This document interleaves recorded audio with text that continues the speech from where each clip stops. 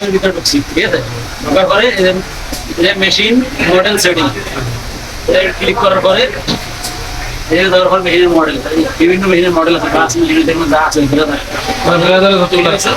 এই আমাদের এখানে যে মডেলগুলো আসছে ওগুলো 430D 40x30 এক্সেস স্কেল হয়েছে। এটা দেওয়ার পরে দিলাম চেয়ার, এই যে একটা ঘর আছে না, এটা শিপ সাইডটা দিয়ে এই বাটনে ক্লিক করলে যে মেডেল ফান্ড আছে, শিপ সেপিয়া কোনটা শিপ সাইডটা দিয়ে এই মাউস ক্লিক করবে, মিডল পয়েন্ট আছে।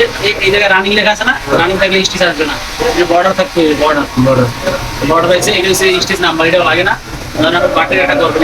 এইটা হচ্ছে নর্মাল স্টিচ, এগুলো এইটা হচ্ছে জিগজ্যাগ স্টিচ। স্টার্ট লাইন এখান থেকে এখানে শুরু করবো, আবার এই লেফট রাইট সাইডে টিপ দেবেন, জিগজ্যাগ শো করছে। আর স্টিচ ঘন পাতলা যা করবেন এইটার উপরে আবার একটা টিপ দেবেন।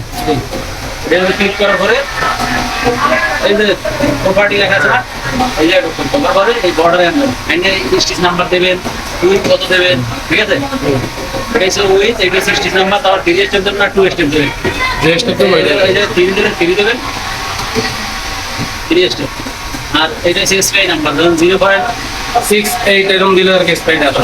এই এসপিআই এই দেবেন।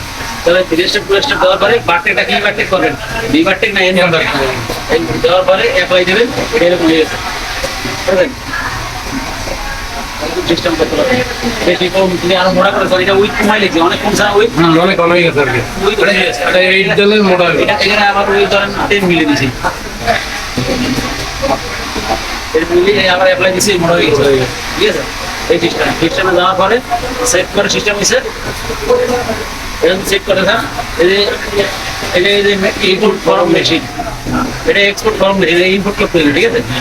এর ক্লিক করার পরে এই জায়গায় কোন ব্রাউজারে সেভ করবেন, না ব্রাউজারের নাম লেখা আছে তো, এখানে ডেস্কটপে সেভ করবেন না ব্রাউজার ফোল্ডারে সেভ করবেন না আলাদা ফোল্ডারে সেভ করবেন। ওটা আসার পরে মানে এখন আছে ডেস্কটপে, ঠিক আছে? ডেস্কটপে দিয়ে ওকে দিচ্ছি, আমরা সেভ করতে যাই। এখানে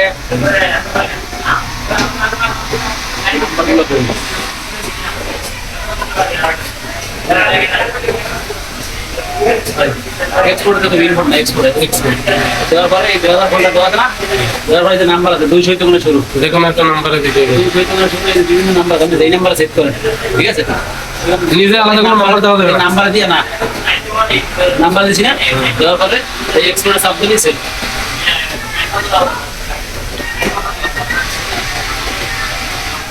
বাস ওইটা এখন পেন ড্রাইভে বা আইসিতে নিয়ে যাবে, ওখান থেকে নিয়ে দেবেন।